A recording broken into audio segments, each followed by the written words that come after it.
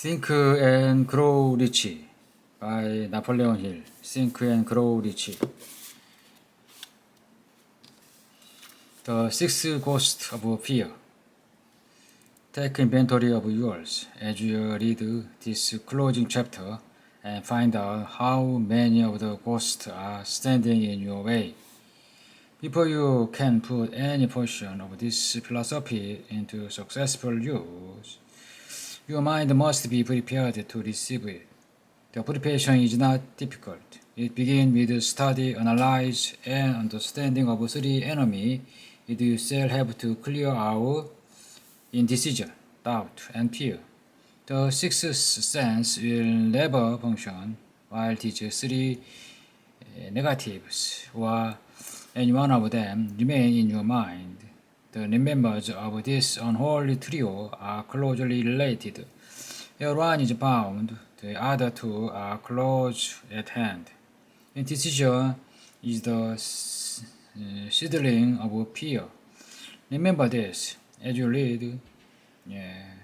Indecision crystallized into doubt. The two blend and become fear. The blending process often is slow. This is one reason why these three enemies are so dangerous.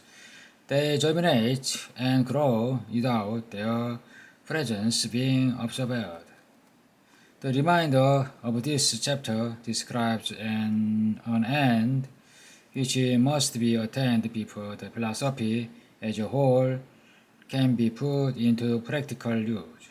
It always analyzes a condition which has reduced a huge number of people to poverty, and it states a truth which must be understood by all who accumulate riches, whether measured in terms of money or a state of mind of far greater value than money.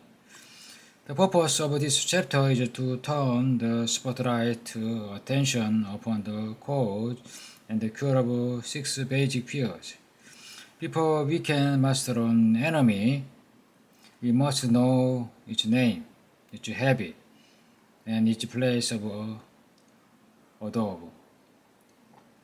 As you read, analyze yourself carefully and determine which, if any, of the six common fears have attached themselves to you. Do not be deceived by the habit of these subtle enemies. Sometimes they remain hidden in the subconscious mind, where they are difficult to locate and still more difficult to eliminate. The six basic fears.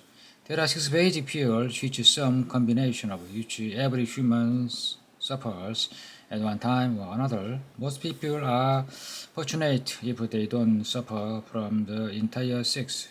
Named in the order of their most common appearance, they are a fear of poverty, the fear of criticism, the fear of ill health, at the bottom of most of one's worries, the fear of loss of love of someone, the fear of old age, the fear of death. All other fears are major importance. They can be grouped under these six headings. Fear are nothing more than state of mind. One's state of mind is subject to control and direction. Man can create nothing which he does not first conceive in form of an impulse of thought. Following this statement comes another of still greater importance, namely, man's thought impulses begin immediately to translate themselves into their physical equivalent, whether those thoughts are voluntary or involuntary. Thought impulses which are picked up by mere chance, thoughts which have been released by other mind, may determine one's financial, business, professional, or social destiny just as surely as do the thought impulse which one created by intent and design.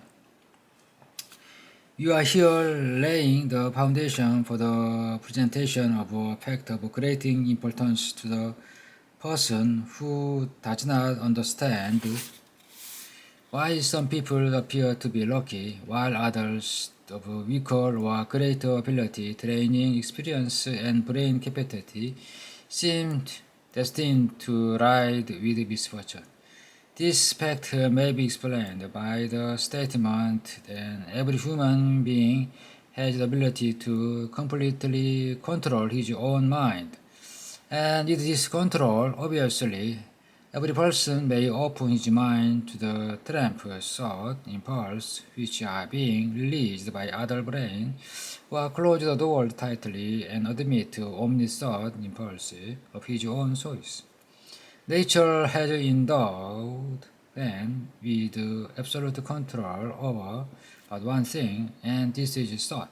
This fact, coupled with the additional fact that everything which man creates begins in the form of thought, lead one very near to the principle by which fear may be mastered. If it is true that all thought has a tendency to close itself in its physical equivalent, and that is true beyond any reasonable room for doubt. It's equally true that thought impulses of fear and poverty cannot be translated into terms of courage and financial gain. The fear of poverty. There can be no compromise between poverty and riches. The two roads that lead to poverty and riches travel in opposite directions. If you want riches, you must refuse to accept any circumstance that leads toward poverty. The word riches is here used to its broadened sense, meaning financial, spiritual, mental, and material state. The starting point of the path that leads to riches is desire. In chapter 1, you receive the full instruction for the proper use of the desire. In this chapter on fear, you have complete instruction for preparing your mind to make practical use of desire. Hence, then, it's a place to give yourself a challenge which will definitely determine how much of your philosophy you have absorbed. Here is the point at which you can turn profit or foretell accurately what the future holds in store for you.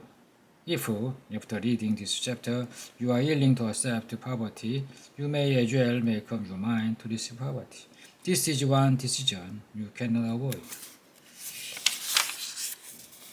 If you determine riches, determine the form and how much will be required to satisfy you. You know the road that leads to riches. You have been given a roadmap which, if followed, will keep you on the road.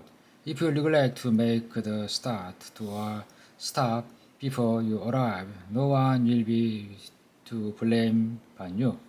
The responsibility is yours. No alibi will save you from accepting the responsibility if you now fail or refuse to demand the riches of life, because the acceptance calls for but one thing. Incidentally, the only thing you can control, that's your state of mind. A state of mind is something that one assumes. It cannot be purchased. It must be created. The most destruction fear. Fear of poverty is a state of mind and nothing else, but is sufficient to destroy one's chance of achievement in any undertaking.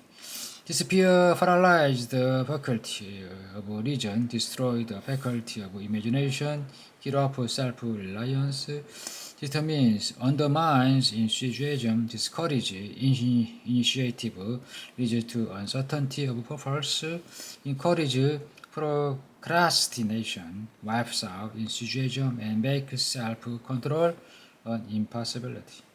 It takes the charm from one's personality, destroys the possibility of accurate thinking, diverts concentration of effort.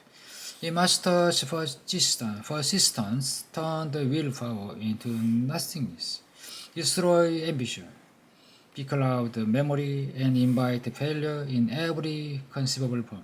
It kills love and assassinates the final emotions of the heart, discourage friendship, and invite disaster in 100 forms leads to sleepiness, misery, and unhappiness. And all this desire, the obvious truth that we live in a world of abundance of everything the heart could desire. Is nothing standing between us and other desire, excepting lack of a definite purpose. The fear of poverty is, without doubt, the most destructive of the six basic fears. It has been placed at the head of the list because it's the most difficult to master. The fear of poverty grew out of man's inherited tendency to prey upon his fellow man economically. Nearly all animals lower than men are motivated by instinct, but their capacity to think is limited. Therefore, they prey upon another physically. Man, with his superior sense of intuition, which the capacity to think and to reason, does not eat his fellow man bodily. He gets more satisfaction out of eating him financially. Man is so avaricious that every conceivable law has been passed to safeguard him from his fellow man.